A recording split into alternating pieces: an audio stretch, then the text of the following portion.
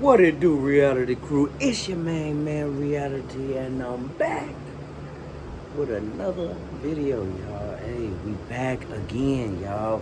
Let me tell you something. Hold up. Let me get it right. Hey, we back with another video, y'all. Hey, man. I just want to take the time out right now to thank everybody that has subscribed to the channel. Hey, y'all, appreciate y'all. We on the road to 10K. Hey, yo, 10K. Once we get to 10K, y'all, I'm going to be giving away something every month. Some money, some cash money. Every month. Forever, y'all. Forever. I'm not going to stop. YouTube don't stop paying me. I'm not going to stop paying you. Alright, the crew. Hey, check this out. We got a good video today. I feel like it, you know what I mean? Every reaction that I do on this channel is a blind reaction, y'all. So, you know what I mean? I'm watching it when you watching it, you know what I mean? Today's video comes from the flashback room. Hey, yo, I appreciate you and everything that you doing. The flashback room. Hey, man, they got some goodies on there. Y'all go make sure y'all tap into that. Keep doing your thing. I'm gonna keep doing mine. The title of today's video is 15 Weird Facts About the Wayans Brothers, 1995. You never knew. All right, man. We gonna get straight into it, you know what I'm saying? Hey, y'all. Matter of fact, the Wayans Brothers, bro. Let me tell you, bro. I just watched the movie Him, y'all, and it was unorthodox. Seriously, it was unorthodox. You know what I mean? When you watch it, it's gonna be one of those movies where you like. I'm talking about everybody that I know that don't watch it. They was like, "What is going on here? Like, what happened? What is this?" You know what I mean? You definitely have to have an appreciation for the arts. You know what I mean? And it's made by like Jordan Peele, you know, from Key and Peele, the same person that made Get Out. So, you know, it's kind of like one of those unorthodox movies in its entirety, man. For me, it was pretty good, you know what I mean? It did delve into the fact that, you know, of, you know, what can go on in, you know, the sports world, that something that me and you, we know goes on, you know what I'm saying? Especially when it comes to like hazing and shit. But man, look, man, I ain't gonna hold you up too long, man. Let's get straight into this video, you heard? Think you know everything about the Wayans bros? Think again. From NBC's shocking rejection over a too-ghetto character to a grandmother who was actually younger than her TV son-in-law, this beloved 90-second sitcom hides some truly bizarre secrets. Fact 1. NBC rejected the show for being too ghetto. Before the Wayans brothers... Hey, yo. Too ghetto is wild, y'all. Like, hey, man. Marlon and Sean, bro, Marlon is a actor, y'all. Like, and then paired with Sean, bro, like, it's... And then with Pops, bro, like it's a lie, yo. I can definitely see why they say it was ghetto, bro. Like, cause Marlon wasn't holding back at all. I believe this was Marlon's like big break right here. You know, we remember Sean from like In Living Color. You know what I'm saying? But Marlon, this was like his breakout show, and man. Did he break out, y'all? The flagship show that launched the WB network. It was originally supposed to air on NBC. But the deal fell apart over one crucial casting decision that would change television history. Sean and Marlon Wayans had developed their sitcom concept and pitched it to NBC executives, who were initially interested in bringing the comedy duo to their network during the mid-1990s, when both brothers were riding high on their success from the sketch comedy show In Living Color. The Wayans brothers had always envisioned John Witherspoon as their television father, having worked with the veteran comedian on previous projects, and knowing he would bring the perfect blend of wisdom and outrageous humor to the character of Pops Williams. However, When NBC executives saw Witherspoon's portrayal during the table read, they had serious concerns about his characterization and felt that his version of Pops was, in their words, too ghetto for their network's image and standards.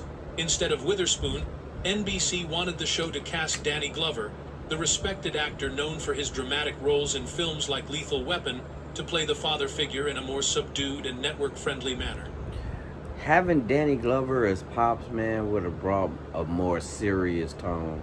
A more serious tone, not saying that it still wouldn't have had the humor that it had, because Lethal Weapon is still funny to me still. And Lethal Weapon had Danny Glover on it too, but you know, it would have brought a more serious tone to this Wayans show, man. That's what I believe, man. Danny Glover. The network executives believed that Glover would bring a level of respectability and mainstream appeal that would make the show more palatable to their predominantly white audience. But the Wayans brothers could not imagine the distinguished actor delivering Witherspoon's signature catchphrases and over-the-top comedic timing. As Sean Wayans later revealed at Witherspoon's funeral, the brothers refused to compromise on their vision, telling NBC executives, "That's our Pops. Take it or leave it."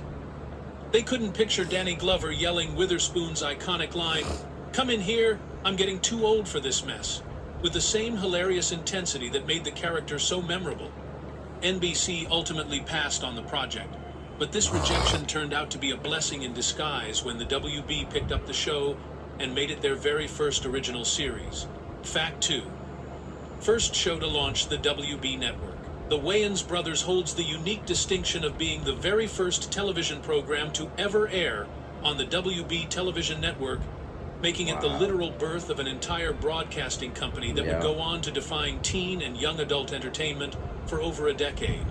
On January 11th, 1995, at exactly 8 o'clock in the evening Eastern Time, viewers across America witnessed television history as the inaugural episode of The Wayans Bros. Became the opening act for what Warner Brothers hoped would become their successful entry into the competitive world of broadcast television. The WB was created as a joint venture between Warner Brothers Entertainment and Tribune Broadcasting, with former Fox executives Jamie Kellner and Garth Ancier brought in to run the fledgling network and compete against the established Big Three networks of ABC, CBS, and NBC.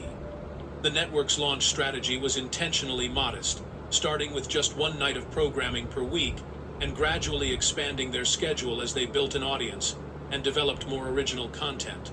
The Wednesday night premiere lineup consisted of 4 sitcoms that would help establish the WB's identity, including The Wayans Brothers, Unhappily Ever After, The Parenthood, and a short-lived series called Muscle that didn't make it past the first season. However, it was the We still got commercials in here, y'all. On the road to 10K, y'all. Make sure y'all subscribe down below. If you haven't already, subscribe, y'all. It was the Wayans Bros. That had the honor of being the very first show to air when the network officially launched, followed by the classic Warner Brothers cartoon character, Michigan J. Plank Frog, appearing as the network's official mascot, with legendary animator Chuck Jones drawing him on screen after Bugs Bunny and Daffy Duck argued about who should launch the new network. This historic moment meant that Sean and Marlon Wayans were not just starring in a new sitcom, but were literally launching an entire television network that would eventually become home to iconic shows like Buffy the Vampire Slayer, Dawson's Creek, Smallville, and Supernatural, making their show the foundation upon which the WB built its entire programming strategy. Fact 3. Theme song changed 3 times. Most television shows stick with one theme song throughout their entire run. We all know that iconic Wayans brother theme, y'all. Like, we're brothers, we're happy and we're singing and we're colored. Give me a high five.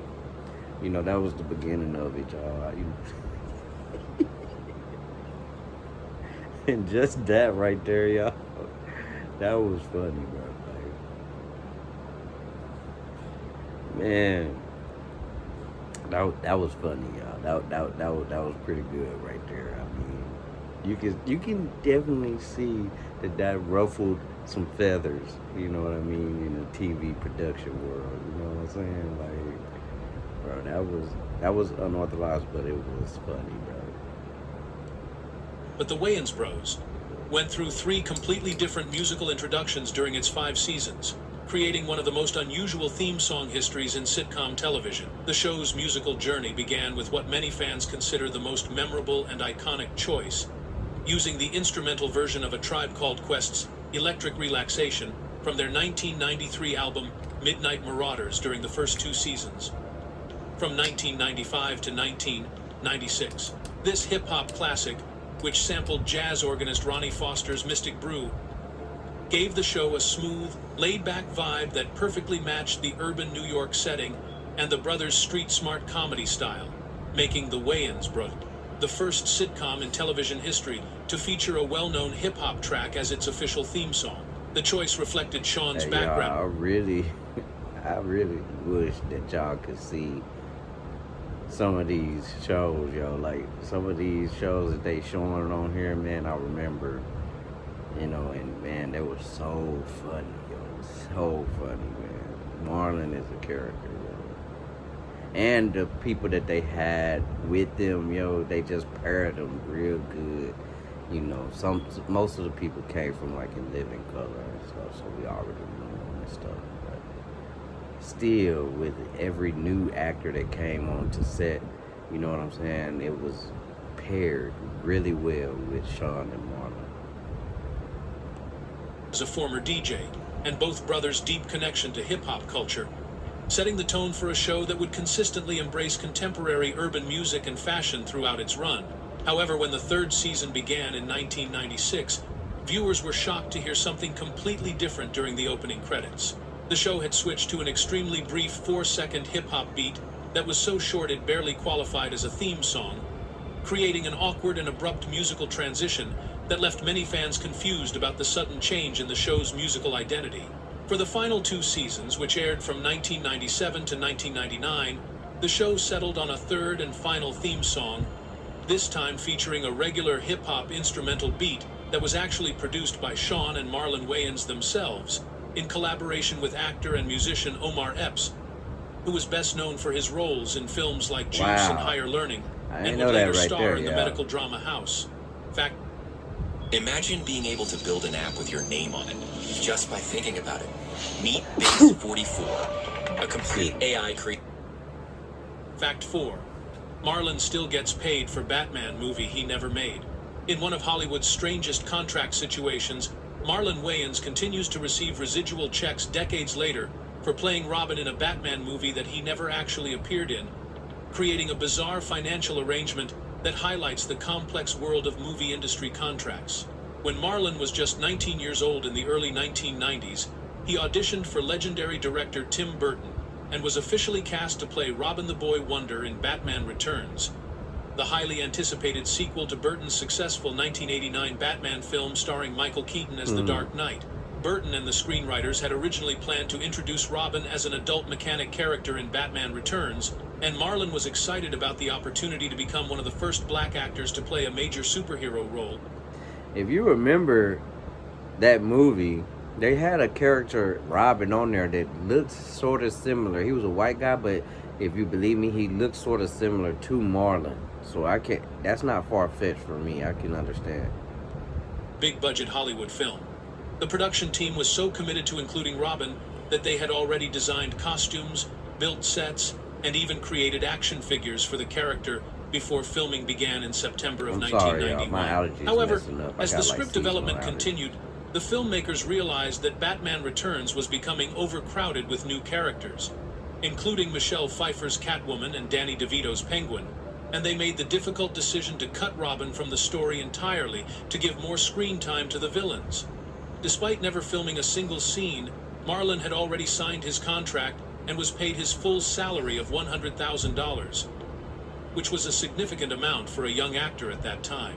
When Burton planned to bring Robin back for the 3rd Batman film, he wanted to keep Marlon in the role, but Warner Brothers replaced Burton with director Joel Schumacher, who had a completely different vision for the character and chose to cast Chris O'Donnell instead.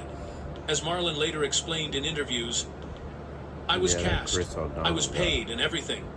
I still get residual checks, making this one of the most unusual payment arrangements in movie history. Fact 5. Grandma was younger than her TV son-in-law. One of the most amusing casting secrets from the Wayans bros involves a complete age reversal that required Hollywood magic to pull off convincingly.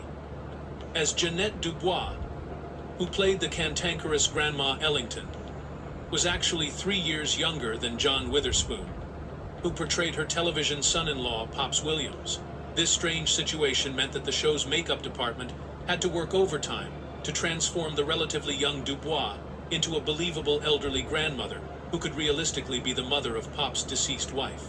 Dubois was already a television legend by the time she joined the Wayans brothers in seasons 3 and 4, having gained fame as the wisecracking neighbor Willona Woods on the classic 70s sitcom Good Times, and as the co-writer and singer of Movin' On Up, the iconic theme song for the Jeffersons. When the casting directors approached her about playing Grandma Ellington, they knew they would need to age her appearance significantly to make the family relationship believable on screen. The makeup artist used extensive prosthetics, special aging makeup techniques, and carefully styled gray wigs to transform Dubois into a convincing elderly woman who looked old enough to be Witherspoon's mother-in-law, despite the fact that she was born in 1932 while Witherspoon was born in 1929. The transformation was so effective that many viewers never realized the age discrepancy, and Dubois embraced the challenge of playing an older character with her characteristic comedic timing and sharp wit. The character of Grandma Ellington was written as Pop's 1929, mother-in-law, who had a contentious relationship with him, and the chemistry between Dubois and Witherspoon created some of the show's funniest moments, as they bickered and argued like family members who had been annoying each other for decades. This casting choice became a perfect example of how talented actors and skilled makeup artists can create believable relationships that defy the actors' real ages. Fact. Dad, I'm Bug. Let's count the smiles. 1929, y'all. 1929. Come on, y'all. Wait. John It was our Witherspoon. Frank can scale with. Fact 6. Never got a series finale. The Wayans brothers suffered the unfortunate fate that befalls many beloved television shows when it was abruptly canceled in the summer of 1999 without any advance warning, leaving fans without the closure of a proper series finale episode to wrap up the characters' storylines and say goodbye to the Williams family. The show had successfully run for 5 seasons and produced 101 episodes, building a loyal fan base that followed Sean, Marlon, and Pops through their various misadventures in New York City, but declining ratings during the final season led the WB network to make the decision to end the series without giving the writers an opportunity to craft a satisfying conclusion. This sudden cancellation meant that the final episode that aired on May 20th, 1999, was just a regular episode rather than a special finale designed to give fans emotional closure or resolve any ongoing plot threads that had been developing throughout the season. Unlike many other sitcoms that receive advance notice of their cancellation and can plan appropriate farewell episodes, the Wayans Bros simply ended without any fanfare or acknowledgement that viewers had just watched the last adventures of their favorite characters. The Wayans brothers were clearly frustrated by this lack of closure, and Sean found a creative way to express his disappointment about the show's abrupt ending when he appeared in the horror comedy film Scary Movie just 1 year later in 2000. During a particularly intense scene where his character Ray Wilkins is frantically attacking another character, Sean breaks the fourth wall and looks directly at the camera to deliver a passionate complaint about his television show's treatment, shouting, "The Wayans Bros was a good-ass show, and we didn't even get a final episode." This memorable movie moment became a way for Sean to publicly air his grievances about the network's decision, while also giving fans a bit of the acknowledgement and closure that the television series itself never provided. Fact 7. Original title was Brother to Brother. Before the Wayans brothers became the name that millions of viewers would come to know and love, the sitcom was originally developed under the completely different title Brother to Brother, which would have given the show a more serious and dramatic tone that didn't quite capture the playful energy that Sean and Marlon Wayans wanted to bring to their television project. During the early development stages in the mid-1990s, The creative team was exploring various approaches to branding the show and settling on a title that would effectively communicate the central relationship between the two brothers, while also appealing to network executives and potential audiences. The brother-to-brother title suggested a more heartfelt and earnest approach to exploring sibling relationships, which might have positioned the show as a family drama with comedic elements rather than the outright comedy that it eventually became. This original title carried connotations of deep emotional conversations, serious discussion. Is it just me, or does Brother to Brother sound more like a movie or something like that? Brother to Brother. I mean, but it was on along like Sanford and Son. You know what I mean? It's on the line. But I think Wayne's brother at the end, you know, when they decided on that definitely stuck. Was the one that stuck, and was one that we could all get down with, get jiggy with, you know? About life challenges and the kind of meaningful brotherly bonding that might be found in more dramatic television programming. However, as the show's concept evolved and the writers developed a clearer vision of the comedic direction they wanted to pursue, it became apparent that Brother to Brother didn't accurately represent the lighthearted, often ridiculous situations that Sean and Marlon's characters would find themselves in week after week. The decision to change the title to The Wayans Brothers was ultimately a smart marketing move that immediately communicated several important things to potential viewers. The show would star the popular Wayans brothers, who were already known for their work on In Living Color. It would focus on comedy rather than drama, and it would capitalize on the family name recognition that could help attract audiences.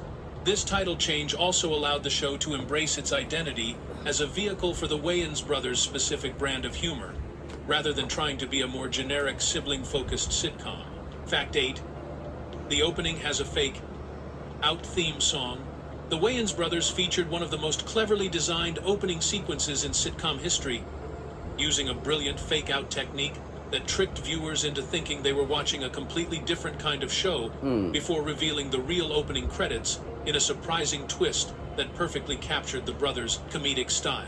Every single episode began with what appeared to be a parody of stereotypical 1970s urban sitcoms, showing Sean and Marlon dressed in exaggerated 70s fashion with large afro hairstyles and preppy clothing, standing on the steps of a brownstone apartment building while moving rhythmically to an accompanying satirical music piece designed to sound like a cheesy 70s-style urban sitcom theme song. This fake opening was intentionally corny and over the top, poking fun at the way television executives in previous decades had created formulaic introductions for shows featuring African-American families, complete with all the musical and visual cliches that had become associated with that era of television programming. The brothers would pose and dance awkwardly in their retro outfits, creating a deliberately awkward and outdated feeling that was meant to make viewers think they were about to watch a throwback show or a rerun from decades earlier. However, just when audiences were settling into this nostalgic mood, Marlon would suddenly break character and forcefully smack the camera lens, creating a jarring transition that immediately shattered the illusion and announced that viewers were definitely not watching a typical 70s sitcom.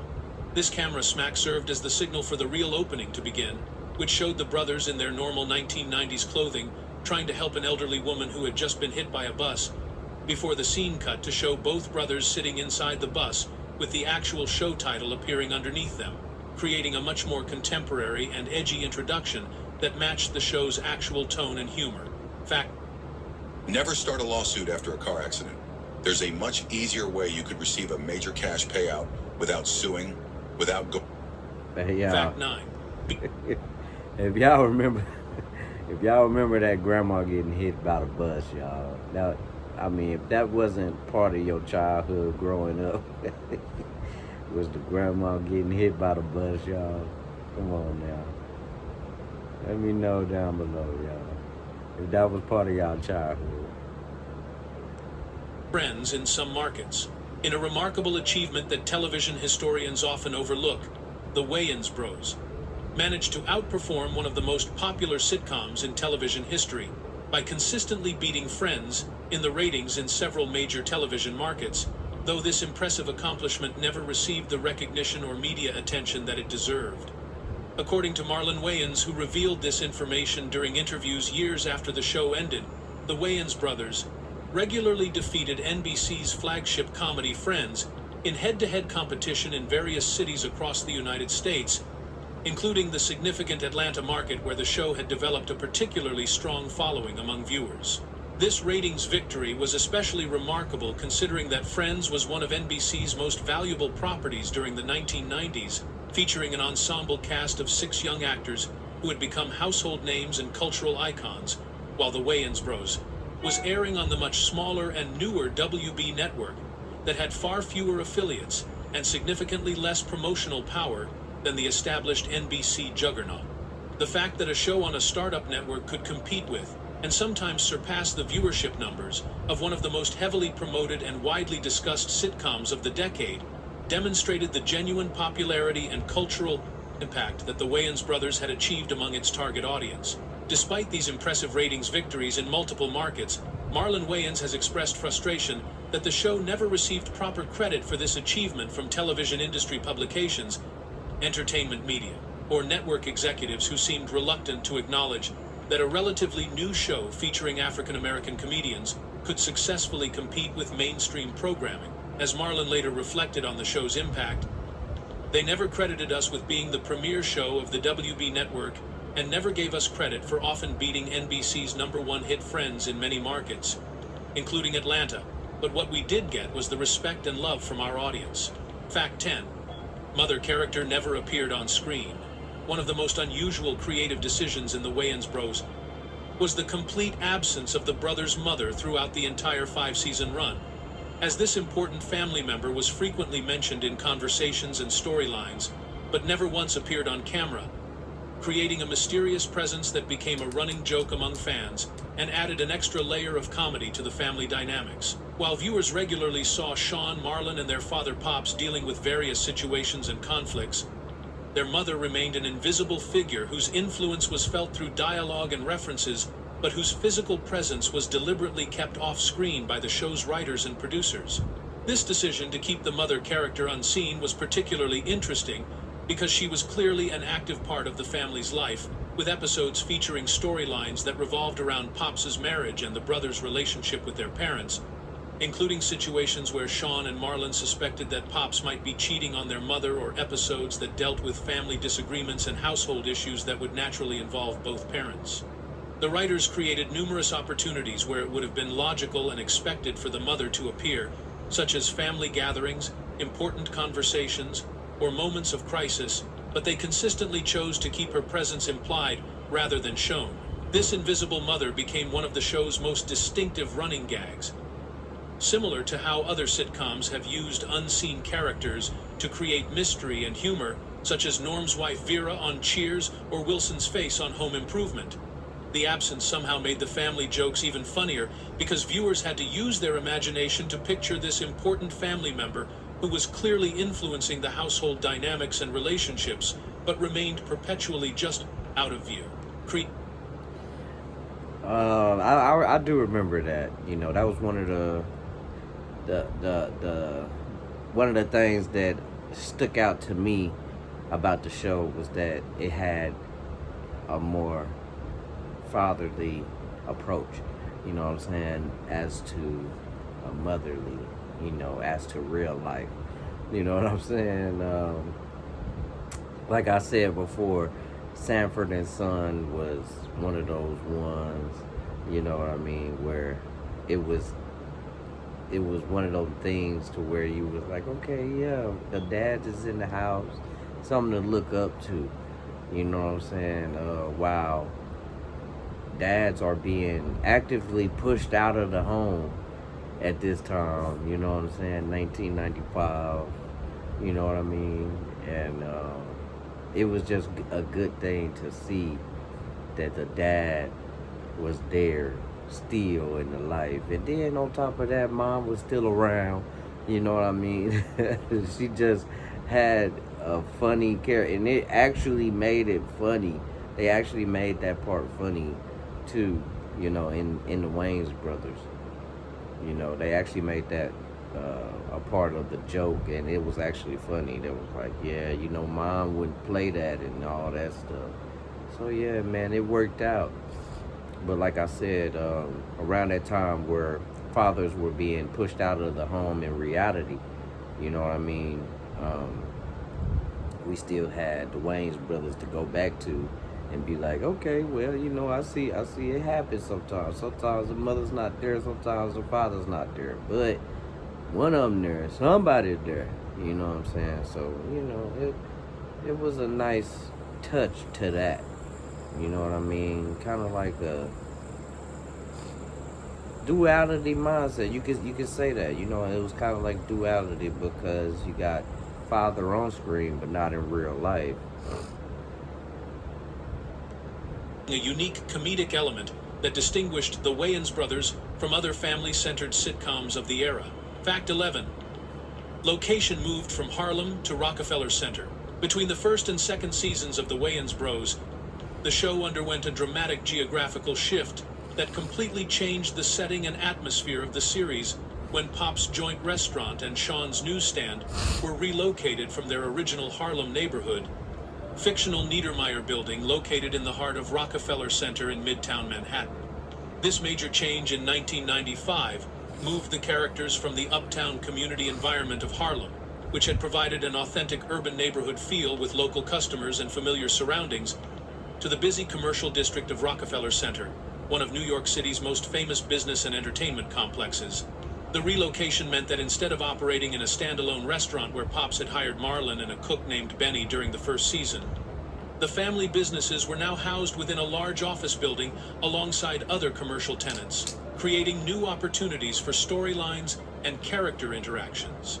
The fictional Niedermeyer building became the central hub, where both the newsstand and restaurant operated in close proximity to each other, allowing for more integrated storylines between the family members and introducing new recurring characters like the building's security guards, who became regular parts of the show's ensemble cast. This setting change also brought a different energy to the show, as the characters now found themselves in the middle of one of Manhattan's busiest areas, surrounded by tourists, office workers, and the general hustle and bustle of a major commercial district, rather than the more intimate neighborhood atmosphere that had characterized the first season. The move to Rockefeller Center positioned the Williams family businesses in a more prominent and prestigious location, which opened up new comedic possibilities involving the contrast between their down-to-earth family dynamics and the upscale environment of their new surroundings. Fact 12. The online energy medicine training is a profound online program. First hit. Hop theme song on television. The Wayans brothers broke new ground in television history by becoming the first sitcom to feature a well-known hip-hop track as its official theme song, using A Tribe Called Quest's Electric Relaxation from their 1993 album Midnight Marauders to introduce each episode during the show's first 2 seasons. This groundbreaking decision represented a significant shift in how television programming approached music and cultural representation, as previous sitcoms had typically relied on original compositions or traditional pop songs that were considered more mainstream and broadly appealing to television audiences. The choice to use Electric Relaxation was particularly meaningful because... I didn't know that. I didn't know that it came from A Tribe Called Quest, man. Shout out to them. They make good music, man. You know, like they said, I thought it was more customized by, you know, the Wayans brothers. I didn't know that it was from A Tribe Called Quest. I just didn't know that right there, y'all. The song was already a recognized hit within the hip-hop community, having been released as a single in February of 1994 and reaching number 65 on the Billboard Hot 100 chart, making it a legitimate commercial success that brought credibility and authenticity to the show's urban setting and characters. The track, which sampled jazz organist Ronnie Foster's Mystic Brew, perfectly captured the smooth, laid-back vibe that the Wayans brothers wanted to establish for their show, reflecting their own deep connection to hip-hop culture and their desire to create programming that genuinely represented the musical tastes and cultural influences of their target audience. This pioneering use of hip-hop music in a sitcom opening was especially significant because it occurred during the mid-1990s when hip-hop was still fighting for mainstream acceptance, and many television executives were hesitant to embrace the genre due to concerns about controversy or narrow appeal. The success of the Wayans Bros helped demonstrate that hip-hop could be successfully integrated into television programming without alienating audiences, paving the way for future shows to incorporate contemporary urban music into their soundtracks and opening sequences, ultimately establishing a precedent that would influence how television networks approached programming aimed at younger and more diverse audiences. Fact 13. Pop's Diner was a civil rights landmark. In one of the most surprising and meaningful storylines to emerge from the Wayans Bros, the show revealed that Pop's Joint wasn't just a simple family restaurant, but was actually a historically significant establishment that had served as an important gathering place for the nation's greatest civil rights leaders and activists during the most crucial periods of the civil rights movement. This revelation added an unexpected layer of depth and cultural importance to what viewers had initially seen as just a modest diner, where Pops Williams served food and occasionally got into comedic situations with his sons and customers. The writers used the...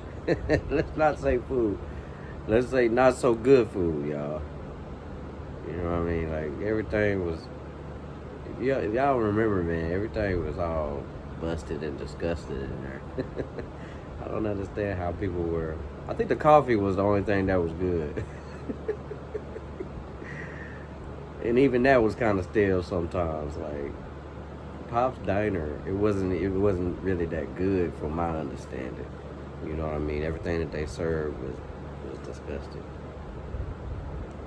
Historical backstory to give the Williams family business a sense of legacy and importance that went far beyond its role as a setting for weekly comedy situations, suggesting that the restaurant had been a meeting place where significant discussions and planning sessions had taken place during the fight for racial equality and social justice in America. This background information transformed the diner from a simple neighborhood eatery into a place with genuine historical significance, where important figures in American history had gathered to share meals, exchange ideas, and organize their efforts to create positive change in society. The revelation that Pop's Joint was considered a historical landmark for civil rights activism gave the show an opportunity to acknowledge the important role that black-owned businesses had played in supporting and sustaining the civil rights movement.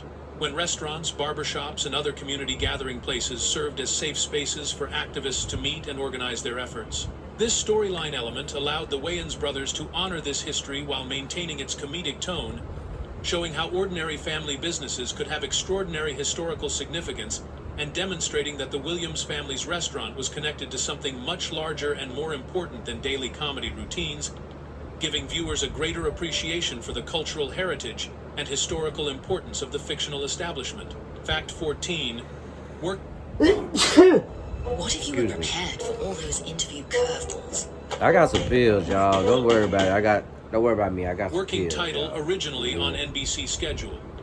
The creative clash between the Wayans brothers and NBC executives over casting John Witherspoon as Pops Williams ultimately came down to one specific concern that perfectly illustrated why the brothers felt so strongly about keeping their chosen actor in the role, as they simply could not imagine the distinguished Danny Glover delivering Witherspoon's signature catchphrase with the same comedic impact and outrageous energy. See? When NBC proposed replacing Witherspoon with the respected dramatic actor Danny Glover, who was best known for his serious roles in films like the Lethal Weapon series and his dignified screen presence, the Wayans brothers realized that the entire comedic dynamic of their show would be fundamentally altered.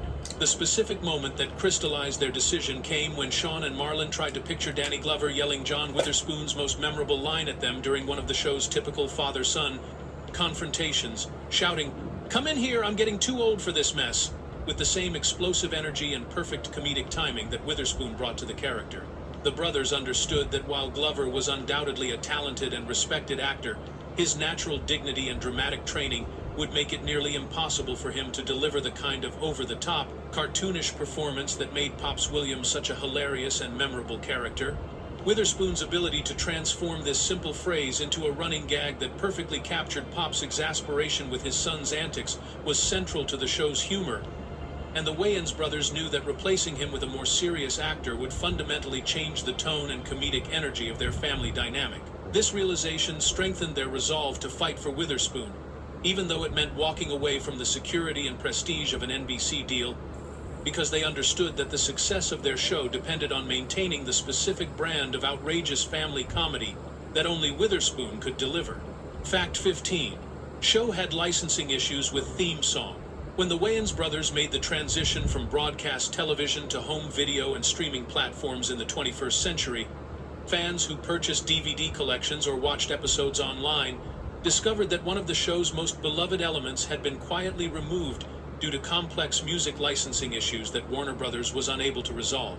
The iconic A Tribe Called Quest song, Electric Relaxation, that had served as the show's theme music during its first 2 seasons from 1995 to 1996, was no longer part of the viewing experience, having been replaced with a completely different and much more generic R&B instrumental track. This licensing problem arose because the original agreements that allowed the show to use Electric Relaxation during its initial broadcast run did not extend to home video distribution, DVD sales, or streaming rights, which were not major considerations when the show was originally produced in the mid-1990s, before the widespread adoption of these newer forms of media consumption.